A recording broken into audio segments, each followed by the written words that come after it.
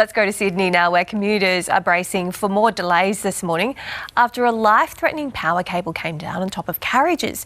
Chief Executive of Sydney Trains, Matt Longland, joins us now from Central Station. Good morning, Matt. Good morning, Bridget. What's the situation for commuters as it stands now?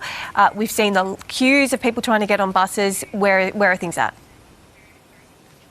We're continuing to see delays across the Sydney rail network, and I do want to apologise to all passengers who've been impacted by this major incident yesterday afternoon.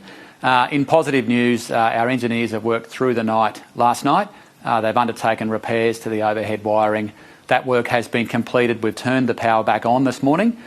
So we are slowly bringing trains back online through that section of the rail network through Strathfield and Homebush. It's a very important part of our rail network. We've got 6 lines that come through that part of the network. It's a real artery for our rail network. That's why we saw so much impact yesterday afternoon. What happened? Just take us through this catastrophic failure. So the incident is still under investigation. What we do know is that a train around about 3 p.m. yesterday, the pantograph on the train, so the part of the train that connects the train to the overhead wiring, the high voltage power, the pantograph got twisted in the overhead wire, and as a result it brought down some of that wire. So we had wire that was effectively on top of a train, which is a very dangerous situation. Thankfully our trains are insulated, so passengers were safe while they were in the train.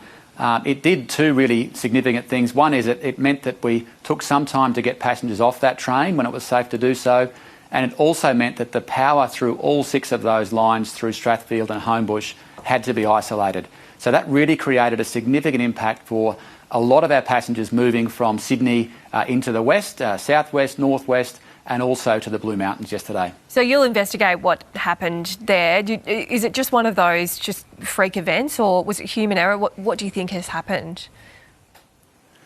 Look, I don't want to speculate as to the cause. It certainly isn't something we see very often. So pantographs coming into contact with wiring and bringing wiring down is something that's quite rare.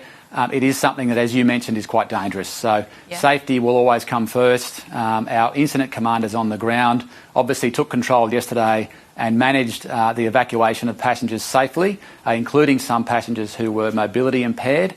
That took some time. And what we did see is that the ability to run trains through that section and having the power turned off really meant that there was some widespread impacts for passengers. There's just going to be a fair bit of frustration, understandably, among commuters today. Matt, what's your message to them this morning?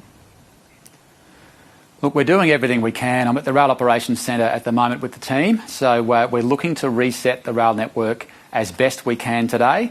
But I do want to be honest with and open with your viewers that there will be impacts through the remainder of today.